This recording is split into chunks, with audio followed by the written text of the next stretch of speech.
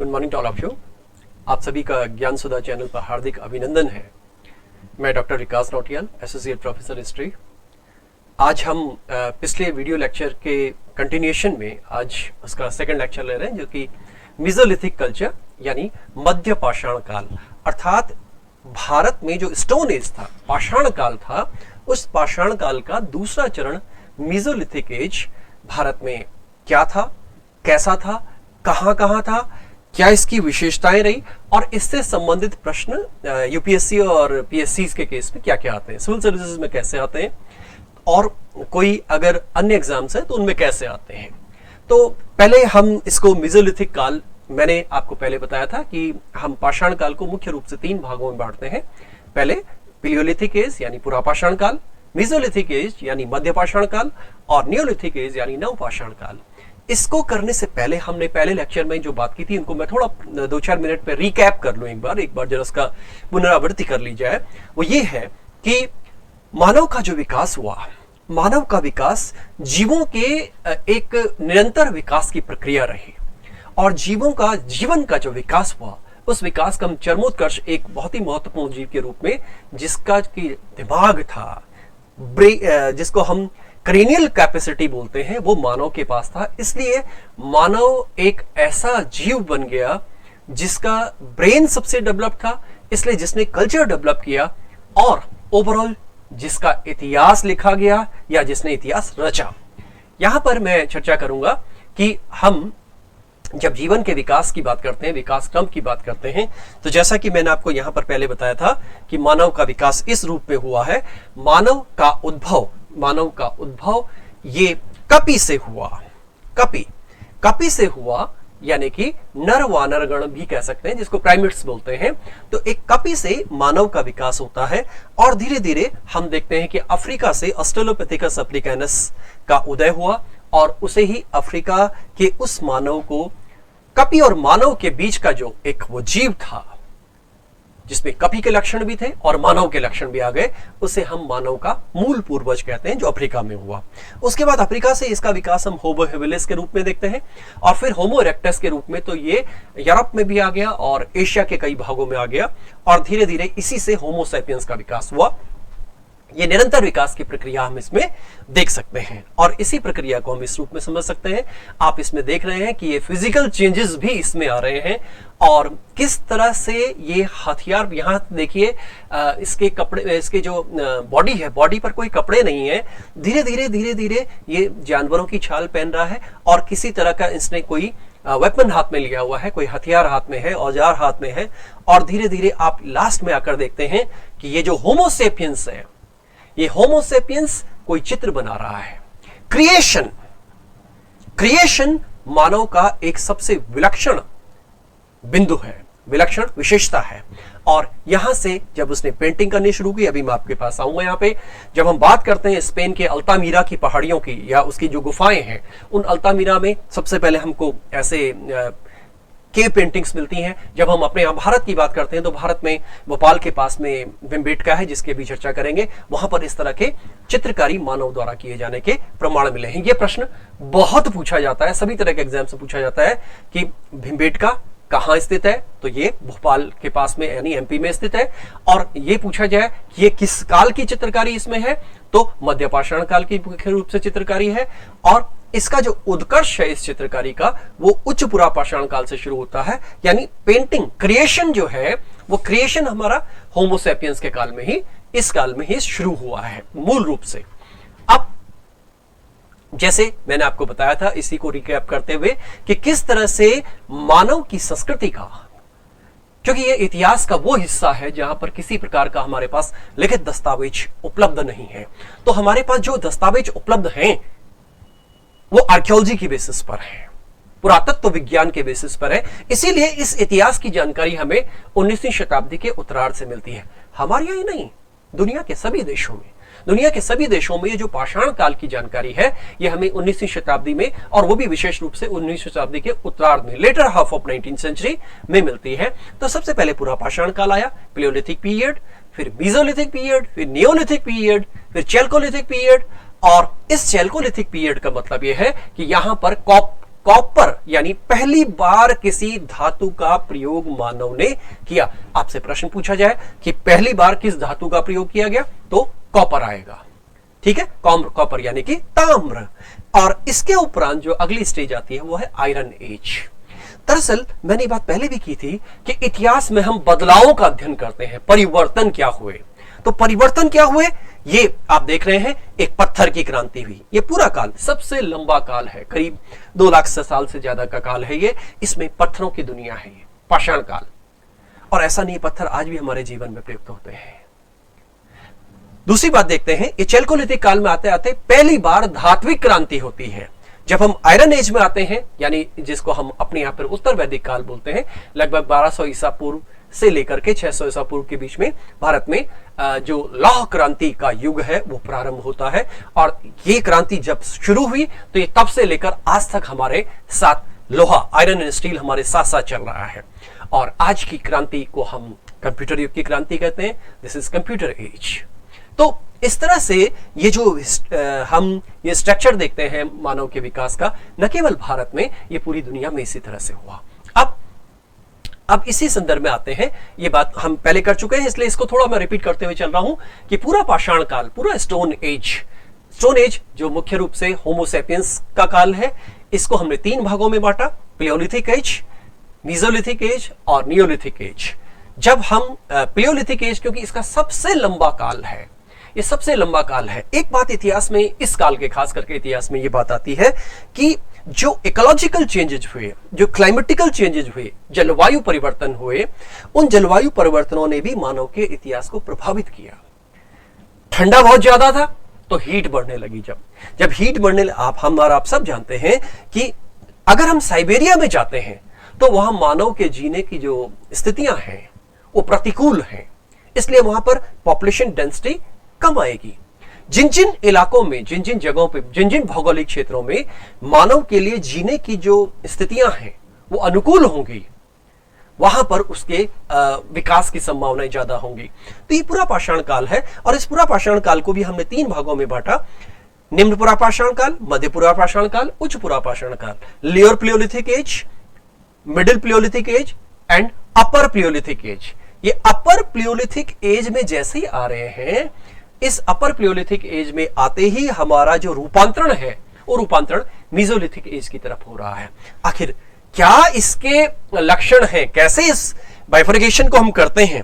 ये जो आप चेंज देख रहे हैं, palaeolithic period, mesolithic period, neolithic period, इसमें हम क्या चेंजेस देख रहे हैं, जरा मैं आपको यहीं पे इस बात की जिक्र कर दूं कि किस प्रकार से ये चेंजेस हो रहे हैं और कैसे हमने इसको समझा है।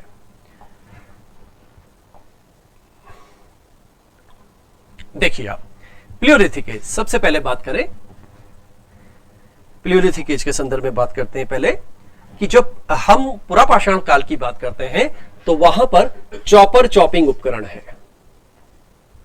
चॉपर चॉपिंग, ये मैं थोड़ा सा इस बात को फिर आगे भी ले लूं, ब्लेड, फ्लेक, ये इस तरह के उपकरण हैं। कुलाड़े, गंडासे,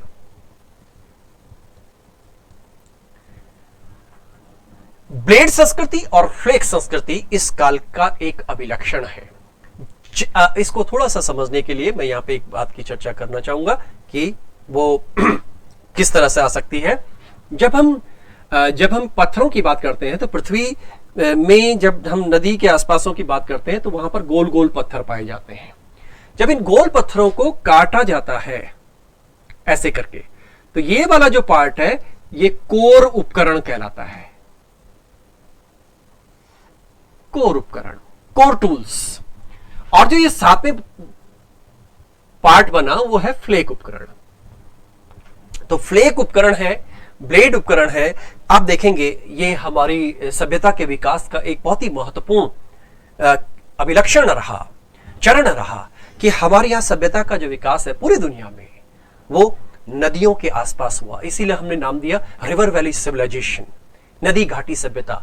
और नदियों के आसपास में इस तरह के पत्थर, क्योंकि ये रगड़ रगड़ कर पत्थर आते थे, इसलिए गोल पत्थर मिलने के चांस ज्यादा हो जाते थे। आज भी आप देखेंगे ये गोल पत्थर आपको आज भी नदियों के आसपास दिखाई देंगे। और जब हम ग्रामीण क्षेत्रों में देखते हैं तो बच्चे जो गुलाल चलाते हैं वो भी इस तरह के पत्थरों का उपयोग करते हैं।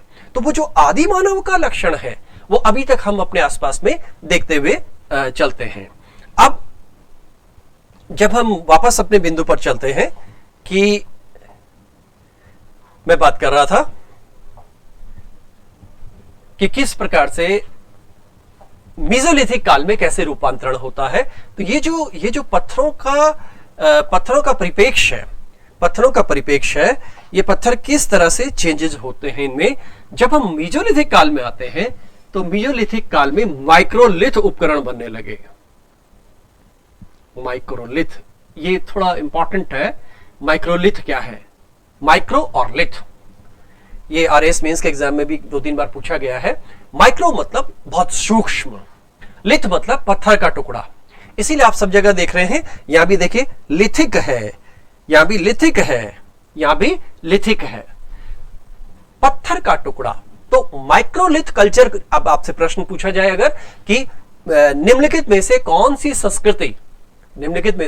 संस्कृति या कौन सा काल माइक्रोलिथ संस्कृति का काल रहा, वो काल क्या हो जाएगा? मेसोलिथिक पीरियड का।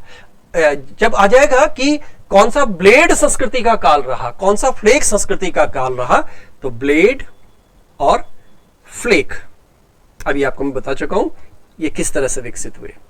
अब जब ये माइक्रोलिथ का रूपांतरण, माइक्रोलिथ पत्थर जो है ये एक्चुअली मैंने आपको बताया ये बीच का काल है। नियोलिथिक में एक खास चेंज आता है, इसकी चर्चा हम बाद में भी करेंगे। यहां पर पत्थरों के क्षेत्र में क्रांति आ गई। पत्थर के उपकरण और औजार बनाने में, उनके टूल्स डेवलप करने में एक रिवॉल्यूशन आई, इसीलिए उसको हम नियोलिथिक रिवॉल्यूशन भी कहते हैं। यहां पत्थर पैने बनने लगे, यहां पत्थर धारदार बनने लगे, यहां पत्थर पॉलिश युक्त बनने लगे, इसलिए यहां पे एक रिवॉल्यूशन आ जाती है। तो एक बेसिक चेंज तो हम ये देखते हैं। दूसरी बात हम ये देखना चाहेंगे इसमें कि और क्या परिवर्तन होते हैं। जरा आप ध्यान से देखिएगा। मैंने आपको बताया एक तो इकोलॉजिकल चेंजेज हुए, इकोलॉजिकल तापमान में परिवर्तन, वर्षा, और जो भी चेंजेस हैं वो चेंजेस आते गए, और इसलिए हमारा जो मानव का जो एक तरह से विकास का क्रम था वो धीरे धीरे उसके पक्ष में होने लगा, जबकि पहले उसकी कंडीशन एडवर्स हुआ करती थी। अब एक बिंदु करते हैं, हम आग की बात करते हैं।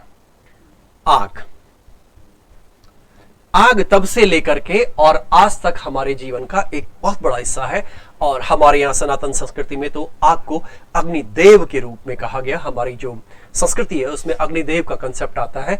ऋग्वेद में तो ये द्वितीय नंबर का महत्वपूर्ण देवता दिखाई देता है हमको। तो आग के बारे में जब हम बात करते हैं तो मैंने आपको बताया पिलियोलिथिक काल के तीन चरण हैं। पहला लोअर, फिर मिडिल, फिर अपर। तो ये जो आग है इसकी जानकारी अपर काल में हो गई थी, यानी जानकारी तो पिलियोलिथिक काल में हो गई, लेकिन ये इसका प्रयोग अगर ज्ञान की बात करें तो ये पिलियोलिथिक काल में है। अगर अनुप्रयोग की बात करें, तो ये मेसोलिथिक काल में आती है। सेम यही बात है खेती की जानकारी, कृषि की जानकारी, मतलब कृषि होते हुए देखना, या कोई चीज जंगल में उग गई, इसके बारे में इनको मेसोलिथिक काल के लास्ट में पता लगने लगा था। लेकिन कृषि करने का जो एक तरह से स्थायी कृषि, स्थायी ऑब्लिक अस्थायी कृषि, ये नियोलिथिक काल में आई। और हम सब जानते हैं कि एक बात जब हम आग से शुरू करते हैं कि आग अपने आप में आपके और हमारे जीवन में बहुत महत्वपूर्ण रोल प्ले करती है।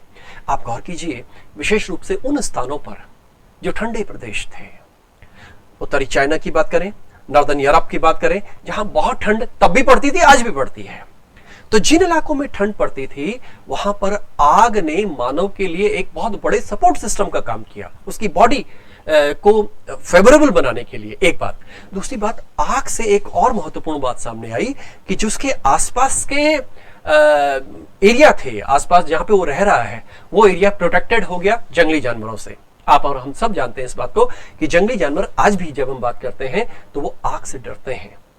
इसलिए आग ने मानव की संभावना को और विकसित कर दिया।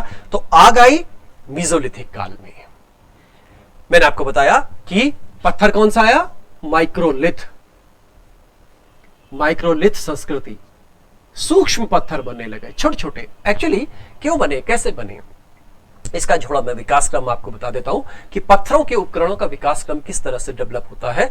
वो ये कि जब हम पत्थरों को से औजार बनाने लगे, हथियार बनाने लगे, उनके टूल्स बनाने लगे, तो शिकार करने के लिए मूल रूप से इनका इस्तेमाल किया गया। क्योंकि मैंने पहले बताया था पिछली क्लास में कि मानव का जो तौर तरीका था, उसकी जो इकोनॉमी का सिस्टम था, अर्थव्यवस्था का जो तरीका था, वो hunting and food gathering type था। जब हंटिंग एंड फूड गैदरिंग का मतलब होता है कि कोई भी खाने पीने की चीज इकट्ठा करना। आपने कंदमूल फल इकट्ठा कर लिए, वो खाना शुरू किया, आपने खरगोश मार लिया, आपने कोई जंगली जानवर मार लिया, तो ये हंटिंग एंड फूड गैदरिंग है। अब हंटिंग करने के लिए आपको कोई हथियार औजार चाहिए, क्योंकि फिजिकली मानव ऐसा साउंड नहीं था, ऐसा ताकतवर नहीं था जैसा शेर है। आप आज की डेट में भी एक मानव की तुलना अगर किसी जंगली जानवर से करें तो फिजिकली हम बड़े कमजोर होते हैं। तो हमारे पास दिमाग था, इसलिए बनाया गया औजार, हथियार। तो ये जो माइक्रोलिथ थे, क्योंकि हमें ऐसे बहुत से प्रमाण मिले हैं जहां पर जानवरों की बॉडी पर ये माइक्रोलिथ चिपके हुए हैं, उनकी हड्डियों पर। इसका मतलब उन माइक्रोलिथ से जानवरों को मारा जाता था। कलेक्टिव हंटिंग, पहले कलेक्टिव नहीं होती थी, बाद में हंटिंग का स्वरूप कलेक्टिव भी होने लगा कि किस तरह से उनको, जानवरों को घेर कर मारा जाए। तो ये कंटिन्यूअसली मानव ने इस चीज को डेवलप किया। अब एक बात ये आई कि जब ये पत्थर के प्रयोग इस तरह से होने लगे, उसके बाद मैंने आपको खेती की बात की। एक चीज और थी, उसको कहते हैं पशुपालन। पशुपालन, एनिमल हस्बेंड्री। एनिमल हस्बेंड्री यहां पर नहीं है, लेकिन यहां पर एनिमल हस्बेंड्री शुरू हो गई, पशुपालन शुरू हो गया। लेकिन इस पशुपालन को स्थायी बनाने का काम नियोलिथिक काल में, यानी नवपाषाण काल में शुरू होता है। और एक बात और, आवास। मैंने पहले भी चर्चा की थी, मानव की 3 बेसिक नीड्स होती हैं, प्राइमरी नीड्स इनको बोलते हैं, मूलभूत आवश्यकताएं मानव की या किसी भी जीव की क्या होती हैं। तो मैंने आपको कहा food, sex and shelter. Food यानी अपने शरीर को जीवित रखना, उसको कंटिन्यूएशन में रखना, और सेक्स यानी अपने जैसे जीव को उत्पन्न करना, और शेल्टर मतलब अपने लिए कोई सेफ जगह ढूंढना। तो आवास उसके लिए सबसे सेफ जगह होगी। तो आवास की स्थिति यहां पर आती है। तो जब हम अपने यहाँ पे राजस्थान में भी बागौर को देखते हैं तो वहां पर झोपड़ियों के चिन्ह कई जगह मिलते हैं, झोपड़ियों के अवशेष मिलते हैं। जो पुरातात्विक खुदाइयां हुई हैं, उन खुदाइयों में हमें इस तरह के अवशेष नजर आते हैं। लेकिन जब हम इसी काल से नवपाषाण काल में जब करते हैं, तो उस नवपाषाण काल में हमें आवास कलेक्टिव मिलने लगते हैं। यानी इस काल तक आते आते ये आवास गांव में तब्दील हो गए, इनका रूपांतरण गांव के रूप में हो गया, छोटे छोटे गांव बसने लगे। और जब ये छोटे छोटे गांव बसने लगे तो यहीं से हमारी सभ्यता का प्रारंभिक जो सेटलमेंट है, दरअसल इस सेटलमेंट का संबंध इस खेती से रहा। आप और हम सब जानते हैं, जब तक खेती नहीं है तो इंसान नोमैडिक लाइफ जीता रहा। नोमैडिक लाइफ मतलब वो घुमंतु जीवन जी रहा है। लेकिन जैसे जैसे खेती सामने आई, उदाहरणार्थ आपने गेहूं की खेती की, जौ की खेती की, या कोई भी आपने 9 प्रकार की फसलों का उल्लेख उस काल में आर्कियोलॉजिकली आता है। अगर आपने खेती की है तो आपको वहां पर स्थायी रूप से बसना पड़ेगा, क्योंकि आपको खेती का प्रोडक्शन करना है, फसलों का प्रोडक्शन करना है, उसको संरक्षण देना है, उसको खाद बीज पानी देना है। तो खेती के संदर्भ में हमारे लिए जरूरी हो जाता था कि वहां पर हम स्थायी जीवन करें। तो जब स्थायी जीवन होगा तो गांव बसाना पड़ेगा। गांव बसेगा तो एक गांव बसा, दूसरा गांव बसा, तीसरा गांव बसा, और इन गांवों का रूपांतरण धीरे धीरे अर्बन कल्चर की ओर चला गया। इसीलिए हम देखते हैं कि सिंधु सभ्यता की पृष्ठभूमि में सबसे पहले हमें नवपाषाण कालीन गांव दिखाई देते हैं। उत्तर पश्चिम जबकि जब हम बात करते हैं पाकिस्तान के उन क्षेत्रों की, चाहे हम मेहरगढ़ की बात करते हैं, चाहे अपने यहाँ हम कालीबंगा, मोहनजोदड़ो की बात करते हैं, उनमें सबसे पहले इसी प्रकार की संस्कृति का विकास हुआ और धीरे धीरे इसका रूपांतरण हो गया नवपाषाण काल के रूप में। तो ये तीनों में बेसिक डिफरेंस था। ये तीनों में बेसिक डिफरेंस था। इस डिफरेंस को एक बार आप फिर समझ सकते हैं कि मेसोलिथिक, सबसे पहली बात, क्योंकि हम पत्थरों के आधार पर विभाजन कर रहे हैं, पत्थर, पाषाण, पाषाण के टूल्स, पाषाण के उपकरण, पाषाण के औजार, इनकी क्या प्रकृति थी, इनका क्या टेक्निक थी। अब एक बात और आई है, वो बात यह है कि पढ़ने के तरीके, समझने के तरीके में जब वेस्ट वाले लोगों ने यहां पर काम किया 19वीं सेंचुरी में, तो उन्होंने फ्रांस की, इंग्लैंड की, यूरोप की अन्य जो तकनीकें थी उनके आधार पर भारतीय सभ्यता को पढ़ना शुरू किया, भारतीय इन साइट्स को पढ़ना शुरू किया। तो इसीलिए पे अबेलियन संस्कृति की बात आती है, मस्यूरियन कल्चर की बात आती है। इस तरह से उन्होंने अपने अकॉर्डिंग नामकरण किए, वो भारत के संदर्भ में भी उनको यूज करना शुरू किया। अब इस तरह से हम इन तीनों को डिफरेंशिएट करते हैं। तो इतिहास में जब हम कोई भी इतिहास की चीज पढ़ते हैं तो उसमें एक काल विभाजन सबसे पहले आवश्यक हो जाता है। जब वो काल विभाजन है तो आपको सबसे पहले वैज्ञानिक रूप से समझना पड़ेगा कि इस काल विभाजन का हमारे पास आधार क्या है। तो आधार देने के लिए हमने इतनी सारी बातें यहाँ पे बताई हैं। अब ये बात सारी मैंने इसलिए बताई है क्योंकि हमारे पास असर्शन रीजन के क्वेश्चन यूपीएससी में आते हैं, हमारे पास स्टेटमेंट बेस्ड क्वेश्चंस आते हैं, हमारे पास ट्रू एंड फॉल्स के क्वेश्चंस आते हैं, जो यूपीएससी के मेन जो फोकस्ड क्वेश्चंस होते हैं, जो डिसाइडिंग क्वेश्चंस होते हैं, वो इस फॉर्मेट पे बनते हैं। इसलिए नॉर्मली अगर आप छोटे दूसरे तरह के एग्जाम्स देखें तो वहां पर आएगा कि मध्य पाषाण काल की निम्नलिखित में से साइट है। जैसे आपसे पूछ लिया गया कि बागौर, बागौर कहां स्थित है, बागौर निम्नलिखित में से कौन सी साइट है, तो ये मेसोलिथिक काल की साइट है। तो ये एक छोटे एग्जाम में आने वाला सवाल है। लेकिन जब हम यूपीएससी टाइप के क्वेश्चंस की बात करेंगे तो वो इस पर बेस्ड एनालिटिकल पार्ट बनेगा, और यहां मेंस में भी इसी चीज को आपको एक्सप्लेन करना होगा। इसकी राइटिंग स्किल्स डेवलप करके तब हम ये बात इस तरह से इसको डेवलप करेंगे। अब नेक्स्ट जरा इसी बात को आगे बढ़ाएं। ये मैंने आपको बताया कि जब हम मध्य पाषाण काल की बात करते हैं, ये आप देख रहे होंगे, मैंने आपको पहले भी बताया था कि किस तरह से ये देखिए बोज बनाना, एरोज बनाना, हंटिंग बोट्स बनाना फिशिंग के लिए। ये आप देख रहे हैं सामने पानी है, ये लोग बोटिंग के लिए तैयारी कर रहे हैं। ये सामने ये व्यक्ति बोट बना रहे हैं। प्रतीकात्मक चित्र है, ऐसा नहीं कि उन्होंने उस काल में कोई चित्र ले लिया होगा, ये प्रतीकात्मक चित्र है। ये बोट बना रहा है व्यक्ति, और ये आप देख रहे हैं कुछ झोपड़ी नुमा आकृतियां मिली हुई हैं, ये कुछ धनुष्मान टाइप की चीज बना रहे हैं। तो ये टूल्स बना रहे हैं, ये औजार बना रहे हैं, ये बोट बना रहे हैं, और ये झोपड़ियां बना रहे हैं। इसलिए हमने सबसे पहले टाइटल इसका मेसोलिथिक का यहीं से लिया है। तो ये मेसोलिथिक काल यानी मध्य पाषाण काल के रूप में हम देखते हैं। लगभग 10,000 ईसा पूर्व से लेकर 6,000 ईसा पूर्व तक का काल इसका मोटे तौर पर माना जाता है। टाइम के पीछे बिल्कुल मत जाइएगा, अब इस तरह का प्रश्न नहीं आता, और खास करके यूपीएससी के एग्जाम्स में नहीं आता, क्योंकि टाइम को लेकर के ये टेंटेटिव है।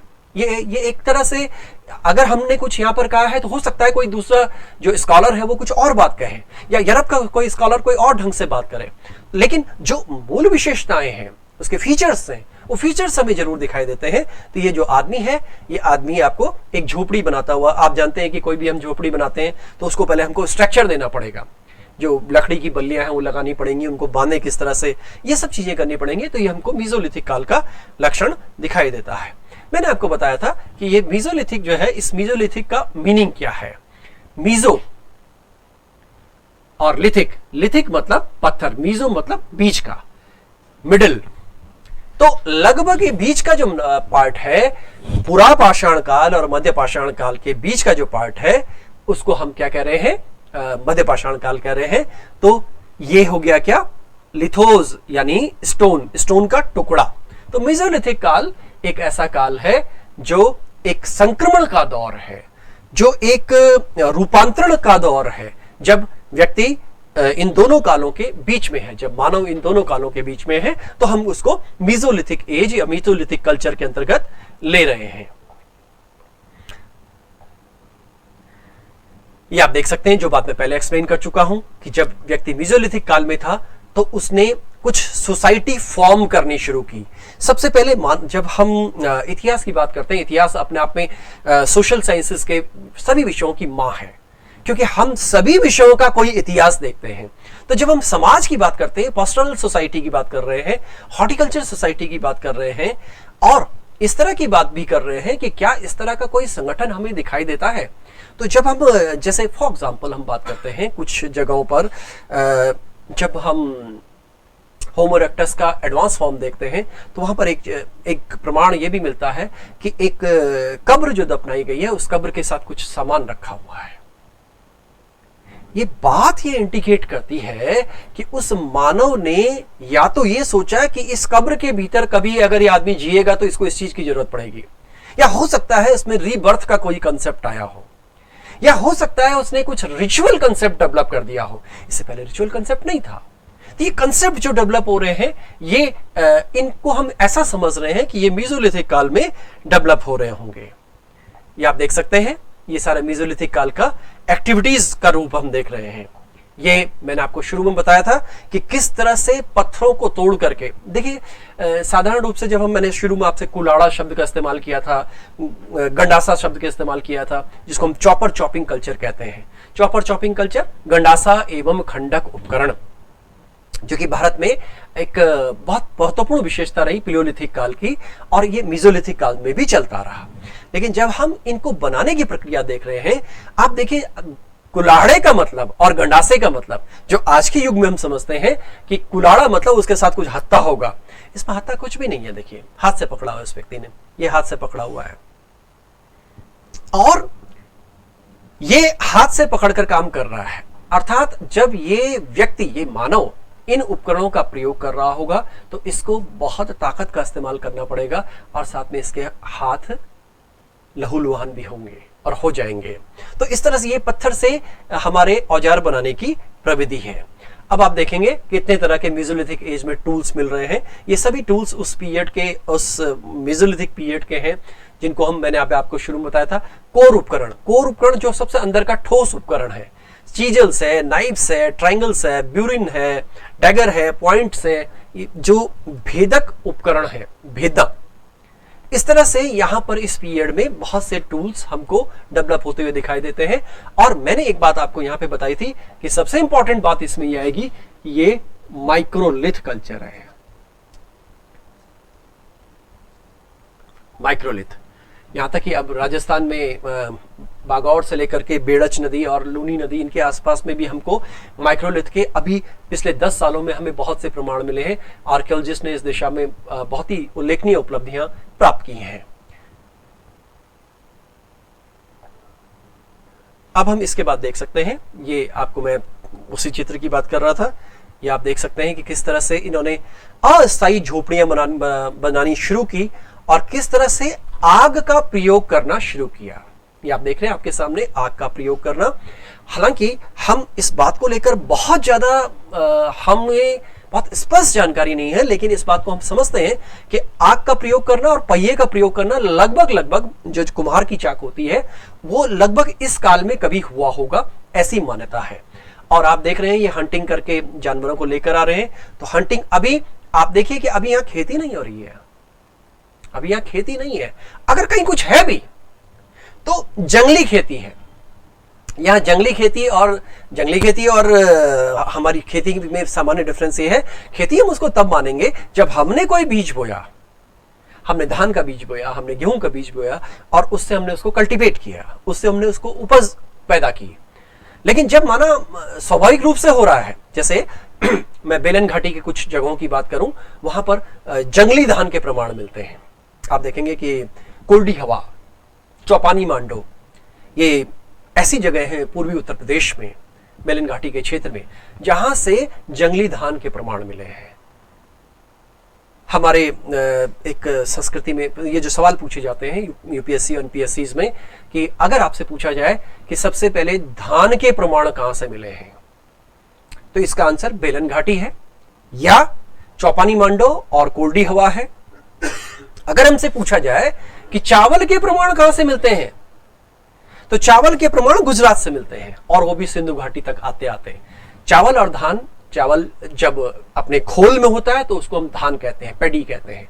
जब उस खोल को निकाल दिया जाता है तो वो चावल का उसमें ट्रांसफॉर्म हो जाता है, जिस चावल को हम और आप खाते हैं। तो खेती परमानेंट इस काल में कहीं नहीं दिखाई दे रही है। इस चित्र में, चित्रों के माध्यम से समझने से याद जल्दी होता है।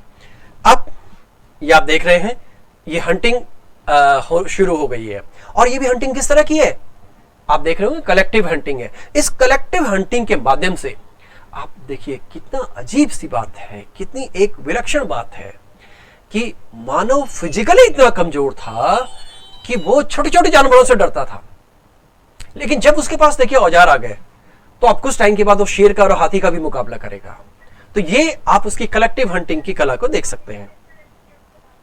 अब मैं थोड़ा सा इसके मेसोलिथिक की साइट्स को देख लूं एक बार। ये मेसोलिथिक साइट्स हैं, फिर हम इसके बारे में अलग से बात करेंगे। एक बार इसके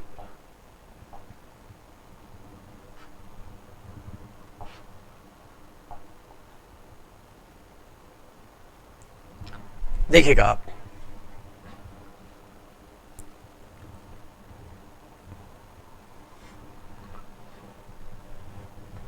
ये सामान्य जब हम इंडिया के संदर्भ में बात करते हैं तो जो मेसोलिथिक काल की जो स्थल है मोटे तौर पे पूर्वी उत्तर प्रदेश के क्षेत्र है। पूर्वी उत्तर प्रदेश, या इसको हम बेलन घाटी क्षेत्र भी कह देते हैं। इनकी थोड़ी सी हम डिटेल में बात करेंगे अभी थोड़ी देर में। जब हम गुजरात में बात करेंगे तो लंगनाच एक जगह है। जब हम राजस्थान में बात करते हैं तो एक जगह आती है बागौर। इसके अलावा जो कर्नाटक वाला एरिया है, इस कर्नाटक वाले एरिया में हमें बहुत सी साइट्स मिल गई हैं। और पिछले 20 साल में क्योंकि भारत में आर्कियोलॉजिकल टेक्निक थी वो बहुत तेजी से डेवलप हुई हैं, इसलिए यहाँ पर बहुत से पाषाण काल के उपकरण और पाषाण काल के स्थल ढूंढे गए हैं। आप लोग इसके रेफरेंस के लिए आप एक चीज देख सकते हैं, ASI archaeological survey of India, archaeological survey of India की वेबसाइट से आप देखें और वहां पर आपको पूरे भारत में अलग अलग कालों के पुरातात्विक स्थल, आर्कियोलॉजिकल साइट्स क्या क्या है, उनकी पूरी लिस्टिंग मिलेगी, उनसे क्या क्या मिला है और वो सबसे ज्यादा ऑथेंटिक है। हम जब यूपीएससी में क्वेश्चंस की बात करते हैं तो वहां पर हम ऑथेंटिक सोर्स जो है इसी पार्ट को मानते हैं। और इसके माध्यम, क्योंकि मैं जैसा कि आपको बताया कि पिछले कुछ दशकों में टेक्निक्स डेवलप हुई, मूल रूप से जो ये पार्ट था, कनिंगम एक ब्रिटिश स्कॉलर थे और एक आर्कियोलॉजिस्ट थे, उनको भारत में पुरातत्व का पिता कहा जाता है। 19वीं शताब्दी के उत्तरार्ध में जब हमारे पास बहुत तरह के उत्खनन शुरू हुए, जरा मैं इस बात को थोड़ा सा और आगे बढ़ा लूं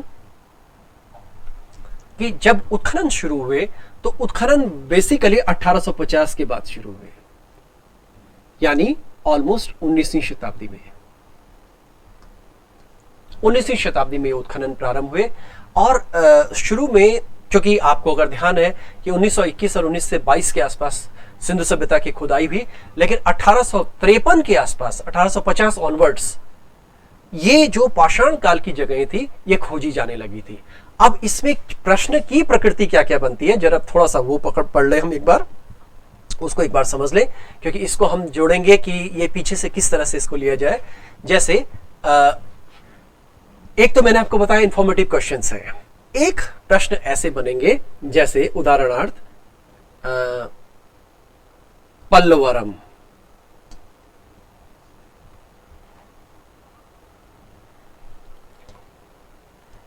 टी नरसिंहपुर,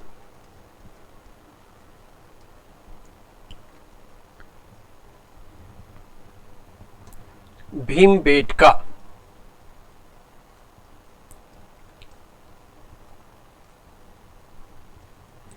चौतरा,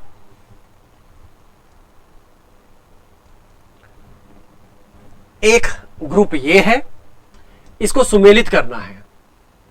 बी लिस्ट में हमारे पास इनके स्थान दिए हुए हैं, जैसे मध्य प्रदेश,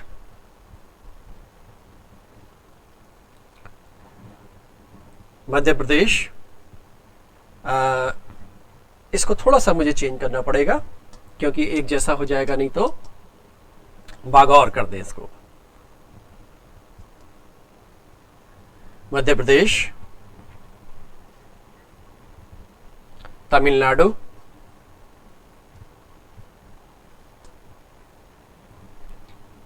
कश्मीर वैली,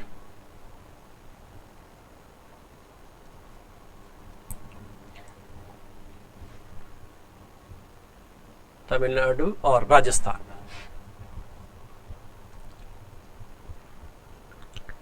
प्रश्नों की प्रकृति के हिसाब से हम डिस्कस कर रहे हैं। हम जरा इस बात को थोड़ा समझे। अगर हमारे पास कोई डायरेक्ट प्रश्न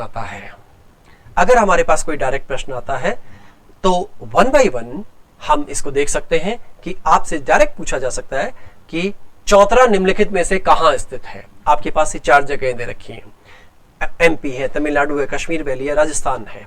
तो चौतरा बेसिकली ये सोहन संस्कृति का भाग है। सोहन संस्कृति, चौतरा सोहन संस्कृति का भाग है, इसलिए चौतरा में कहां लगेगा? कश्मीर वैली। चौतरा में लगेगा कश्मीर वैली।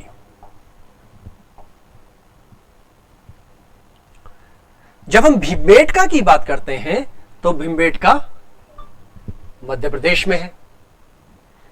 जब हम बागौर की बात करते हैं तो बागौर भीलवाड़ा राजस्थान में है। और जब पलवरम की बात करते हैं तो ये तमिलनाडु में है। अब ये सूचियां हैं, इसके अकॉर्डिंग नीचे सूची दी होती है कि इसका एक तरह से सुमेलित कीजिए में होता है, तो ये सुमेलित हो गया। अगर इस प्रश्न को मैं इसका नेचर बदल दूं, और इसको जरा एक बार इसका नेचर बदल के मैं दिखाता हूं आपको कि कैसे नेचर बदलेगा, वन बाय वन। माना फॉर एग्जाम्पल यहां पे दे दिया राजस्थान,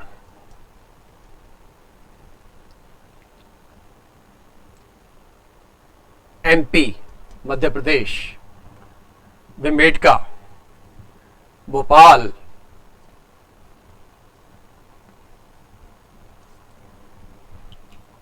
और चौतरा के लिए दे दिया आपने कश्मीर।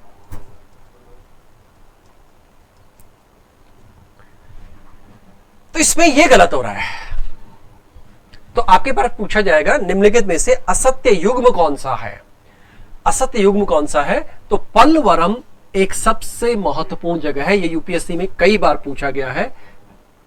1863 में रॉबर्ट बुशफुट,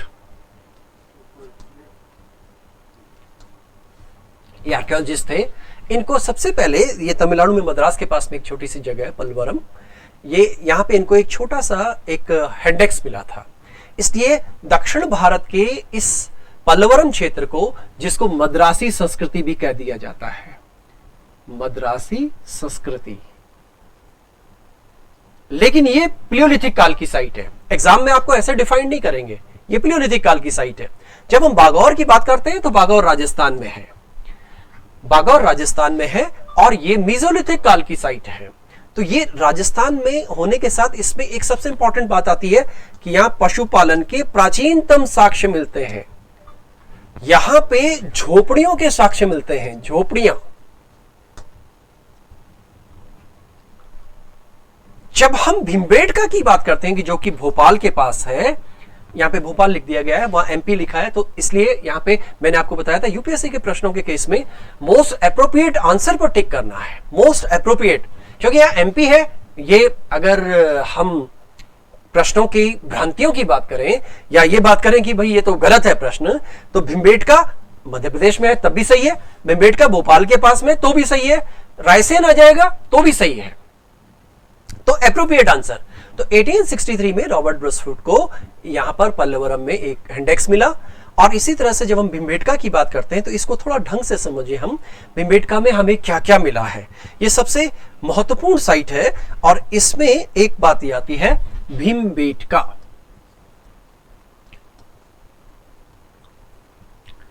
एक साइट और है यहां पे एमपी में, जिसको हम आदमगढ़ कहते हैं,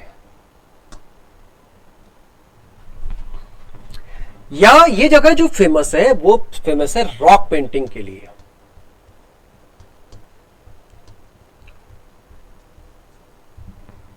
रॉक पेंटिंग के लिए फेमस है। रॉक पेंटिंग मतलब गुफा चित्रकला। आज भी अगर आपको वहां पे जाने का मौका मिले तो नर्मदा नदी वहां से कुछ दूरी पर है। जब आप भोपाल से आगे बढ़ेंगे, इस जगह पर पहुंचेंगे भीमबेटका में, तो यहाँ चट्टाने हैं बेसिकली, और उन चट्टानों के भीतर जहां शेल्टर्स हैं, उन शेल्टर्स में आपको अलग अलग तरह के पशु पक्षियों के चित्र हैं, पशु चित्रण, हंटिंग शिकार चित्रण, क्योंकि मेसोलिथिक काल तक जो जीवन था वो जीवन एक तरह से यूं कहें कि वो जीवन इस प्रकार का था कि जिसमें हंटिंग एक मेजर प्रोफेशन हुआ करता था। तो रॉक पेंटिंग में हमें ये सब चीजें दिखाई देती हैं। अब एक बार यहां पे आप वापस देख सकते हैं,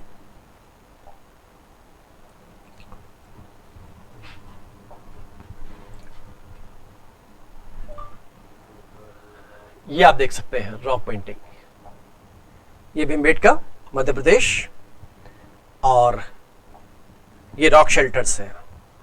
ये आप देख रहे हैं कि ये बेसिकली एएसआई द्वारा संरक्षित है अभी, और ये चट्टानों के भीतर ये चित्र बने हुए देख रहे हैं आप, ये दूर से नजर आ रहे हैं, चट्टानों के भीतर चित्र बने हुए हैं, और इन चित्रों में अलग अलग पशुओं के, ज्यादातर पशुओं के चित्र हैं, ज्यादातर हंटिंग के चित्र हैं। चित्रकला का ये प्राचीनतम नमूना है, और ये इस वक्त एक सांस्कृतिक रूप से संरक्षित धरोहर है हमारी, जो कि यूनेस्को की लिस्ट में है। ये आप देख सकते हैं, देखिए ये भी एक हंटिंग का चित्र है। अब ये आप देख रहे हैं कि किस तरह से हम इस काल के जो मेसोलिथिक काल है उस काल की जो भी जगहें हैं, जैसे वन बाय वन आप देख सकते हैं। बागौर मैं बता चुका हूं राजस्थान में है, आदमगढ़ एमपी में है, ये डायरेक्ट क्वेश्चन भी आएंगे आपके पास। और ये विंध्याचल क्षेत्र है, विंध्याचल क्षेत्र यानी यूपी का एक हिस्सा, जिसको हम ये कहते हैं कि प्रतापगढ़ है, इलाहाबाद है, उसके आसपास के जो जिले हैं उनको लिए कहते हैं बाघौर। अभी मैंने चौपानी मांडो का जिक्र किया था कि जहां से हमको जंगली धान के प्रमाण मिले हैं। सराय नहर राय, यहां से हमको चूलों के प्रमाण मिले हैं। सराय नहर राय में हमें 12 तरह के चूलों के प्रमाण मिले हैं। और एक बात और, यहाँ पे जो व्यक्तियों को दफनाने की प्रक्रिया है वो भी पास में दिखाई देती है।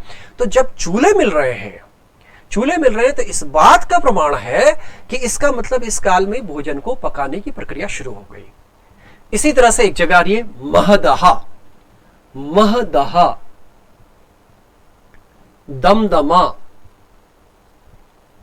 ये सब ईस्टर्न यूपी के पार्ट है। बीरभानपुर ये बंगाल में है। इसके अलावा अब लेटेस्ट अब स्थिति यह है कि भारत में जहां भी नदियां हैं उन नदियों के आसपास में हमें मेसोलिथिक काल के प्रमाण मिल रहे हैं। ये आप देख सकते हैं। हमारे अपने राजस्थान में हम देखते हैं कि यहाँ पे ये लूनी नदी देख रहे हैं आप, तिलवाड़ा। तो लूनी नदी के बेसिन पर आपको खूब सारे ऐसे पुरातात्विक स्थल मिल रहे हैं। अपने यहाँ बूढ़ा पुष्कर, ये पुष्कर के पास में है, ये राजस्थान में।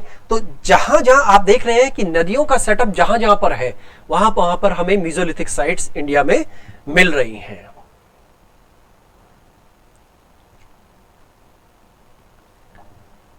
अब एक चीज देखते हैं कि जब हम नियोलिथिक काल से, ये वही जगह है जो मैं आपको चर्चा कर रहा था कि किस तरह से ये भीमबेटका, ये आदमगढ़, ये साबरमती के किनारे भी कुछ जगह मिली हैं, लूनी नदी के आसपास कुछ जगह मिली हैं। अपने राजस्थान में गंभीरी और बेड़च नदी के किनारे कुछ जगह मिली है। राजस्थान में डीडवाना, जायल, बूढ़ा पुष्कर, लूनी रिवर के आसपास का क्षेत्र, इन सब जगह से हमें पूरे प्रमाण ये मिल रहे हैं। यहाँ जब हम महाराष्ट्र में जाते हैं तो यहाँ नेवासा है, इनाम गांव है, बोरी है, और ये सारी जगह हैं जहां पर मेसोलिथिक काल के हमें प्रमाण मिल रहे हैं। ये आप देख रहे हैं आंध्र प्रदेश और कर्नाटक का एरिया, यहाँ से भी मेसोलिथिक काल के प्रमाण हैं। और इसी तरह से हम अब पिछले कुछ दशकों से और कुछ वर्षों से जो ये ब्रह्मपुत्र वैली है, इस ब्रह्मपुत्र वैली में भी मीचामगरी एक जगह है, यहाँ पे एक प्रमाण मिले हैं इसके भी। और इस प्रकार से हमें मध्यकाल में अनेक, मध्यकाल न कह करके मेसोलिथिक काल कहूंगा तो ज्यादा बेटर होगा, ये प्रमाण हमें अनेक जगहों से मिलते हैं। इस प्रकार से जो मेसोलिथिक काल है एक महत्वपूर्ण काल है, और धीरे धीरे इस मेसोलिथिक काल का ही जो रूपांतरण है, ये जो रूपांतरण है, ये रूपांतरण हमें होने लगता है कि मध्यकाल यानी कि मेसोलिथिक काल, पिलियोलिथिक काल, फिर मेसोलिथिक काल, फिर नियोलिथिक काल, और फिर चेल्कोलिथिक काल। तो इसका रूपांतरण होने लगा है।